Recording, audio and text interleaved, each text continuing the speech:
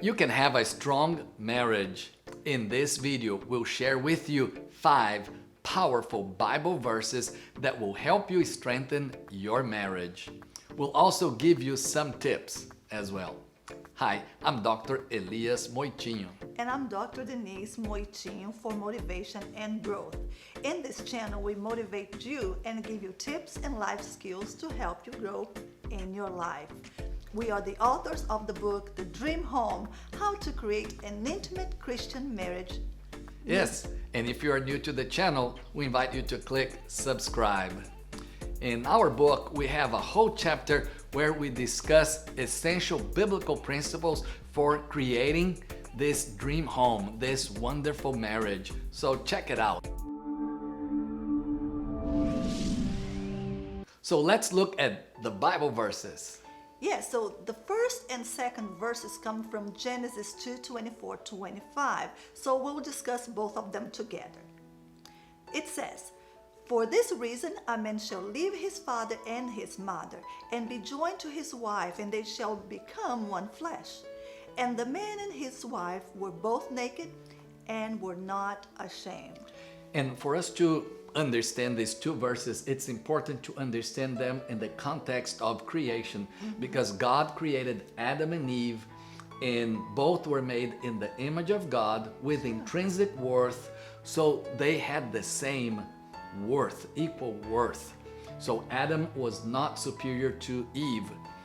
And the verse says the man will leave his father and mother, and the word there, leave, means a public statement or commitment. The man is leaving his father and now making his wife the priority, the number one in his life. And be joined or cleave represents that private union of intimacy, the husband and the wife having that covenant relationship with each other before God. And verse 24 also represents the one flesh, is the becoming one, that sexual intimacy in the marriage. And also the multidimensional intimacy that we often talk about in our book, the emotional, intellectual, physical, and spiritual. Yes, emotional intimacy is a connection of the hearts. Intellectual intimacy, it's a connection of the minds. Physical intimacy, it's a connection of the bodies.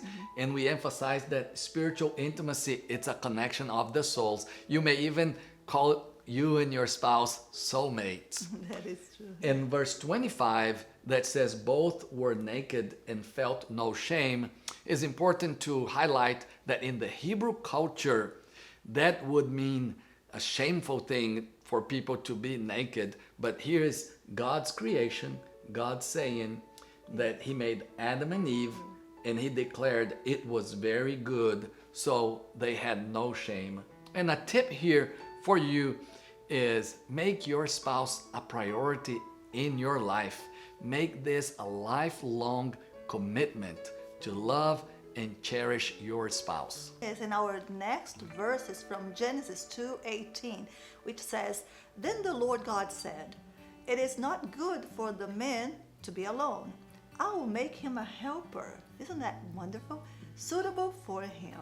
Yes, and it's important to understand that the word helper, because it doesn't mean the woman is inferior to the man, because the word helper in the Old Testament was used multiple times to refer to God as the helper of Israel. And we don't think of God as being inferior to Israel.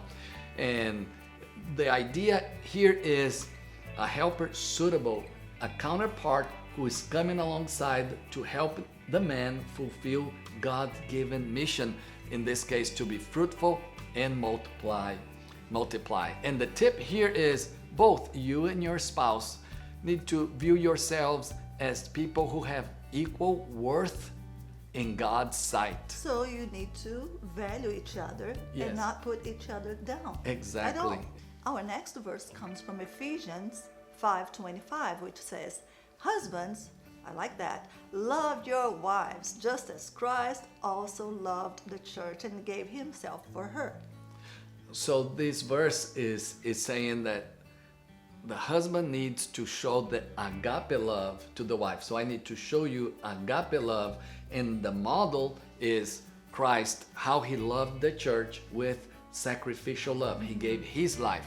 Yeah. So it's the husband loving the wife the same way Jesus loved the church, with that sacrificial type of love. And I like that we have a video on that. Yes, you can watch our video, How to Show Love to Your Spouse. And it's in this channel in the playlist, Amazing Marriage.